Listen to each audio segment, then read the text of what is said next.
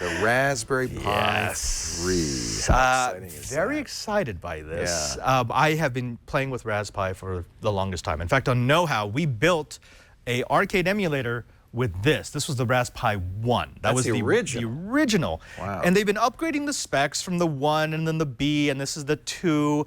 And now we've got the 3. And the 3, if you... One thing that I love that they did with the 3, it's the same form factor. So it's going to fit in the case I have. It's going to fit with the GPIO ribbons I have.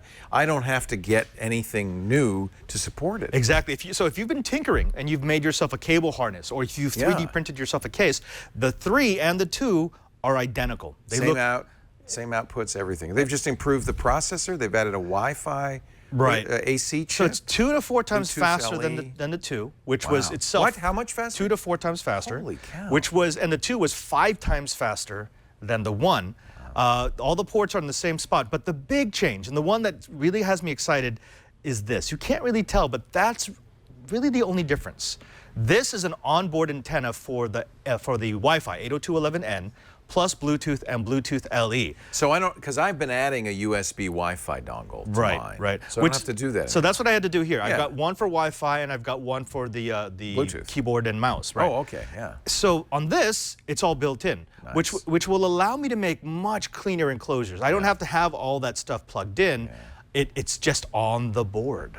This is exciting. It is very exciting. And pair it with something like this. This is the 7-inch Raspberry Pi touchscreen. This is really pretty cool. And this is pretty cool. And you know what? This does work quite well. You're running Raspbian, which is their version of Debian Linux. This is Raspbian. This will run the TWiT website. And this is the 2. I'm going to upgrade this to the 3, and it's going to be so much faster. It's nice. It's snappy. And because it's designed to be modular, so for example, I've 3D printed some stand legs for this. Nice.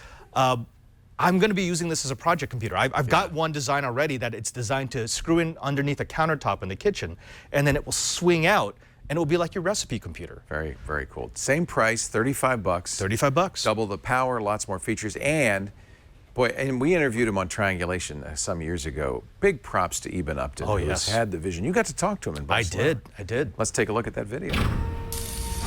Now, for the folks who may not know a lot about your backstory, you are a consummate geek. You are a man of electronics, born and bred through and through. You have a BA in Physics and Engineering from the University of Cambridge. You have a diploma in Computer Science from Cambridge as well, and then a PhD from the Computer Laboratory over at the University of Cambridge. So you really live this. This wasn't just something that you did on a whim. This was something that you've been studying and dreaming about for decades, really. Yeah, so this is I think goes all the way back to at least to the age of 8 when I first got my hands on a computer I could program, which I actually have one of here on my desk, not the one that I had when I was a kid, but the same model I have here on my desk. But yeah, I'm 37 now, so this is 29 years in the making. Where do you want this to go? Where would you like to see Raspberry Pi next year? Well, I think you can break it down into 2 sides. You can break it down into, we're a charity, we're a not-for-profit.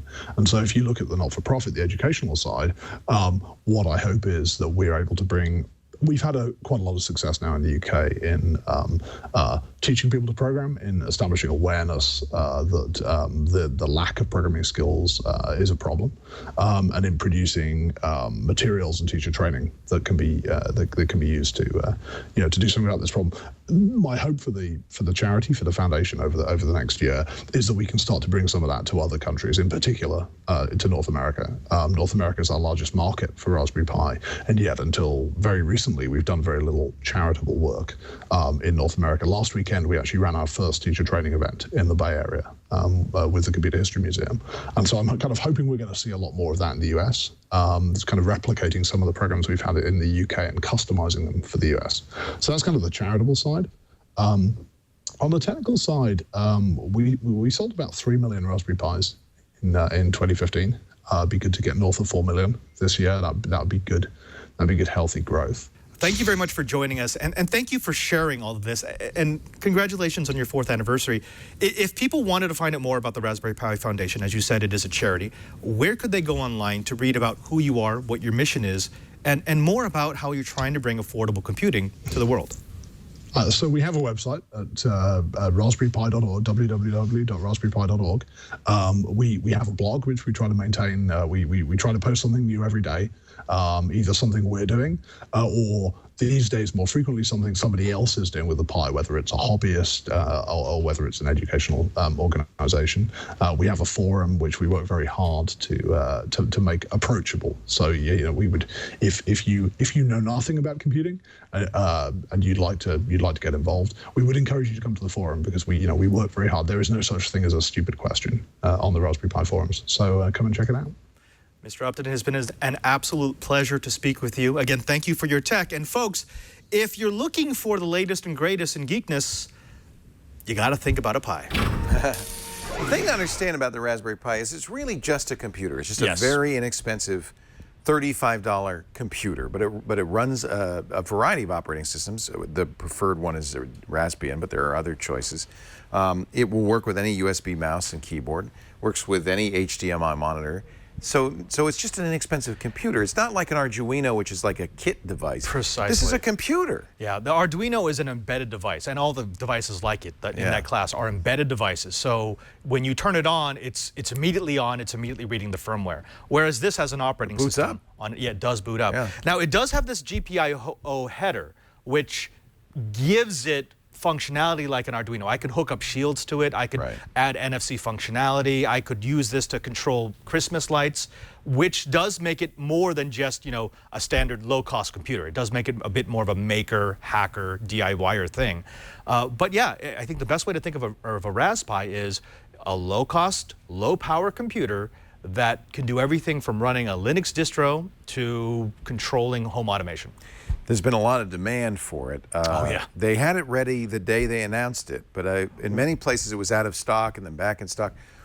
What's the status right now? Is it easy to get? It is easier to get than previous versions. You will remember you had them on triangulation in 2012, I think it was. It's been a while. Right after that interview, he went to DEF CON, or he was supposed to go to DEF CON. I was so excited. I was going to meet him there, and I was going to get my hands on a Pi, because it was impossible to get a Raspberry when the first one came out. And they ended up not going because they didn't realize the tax structure for selling devices like that in Nevada was different, and they said we couldn't get enough of them, and we couldn't afford the taxes on them. So they didn't. This time, and he made a point in the interview, which we have a longer version on the New Screensavers channel, where he talks about how when they released the 3, they wanted it to be much, much smoother. So they made sure their suppliers had parts. They are running out, but the fact that millions have been able to buy them already means they did a much better job. It is a fun thing to play with, and a great way to get a kid into programming. Because the Raspbian distribution comes with a very special free version of Minecraft that you can program in Forth. In fact, we're going to interview the author of a book about doing that in a couple of weeks on triangulation. So just for that alone, I mean, to get an 11-year-old or a 12-year-old into computing with something like this is just for less than $100 when you put it all together. That's an amazing thing. We used to have people ask about Python and what was a good way to get into Python. It was a hot language. There's not a better way to do it. Yeah, Raspberry is the best way to introduce someone. Python 3, everything.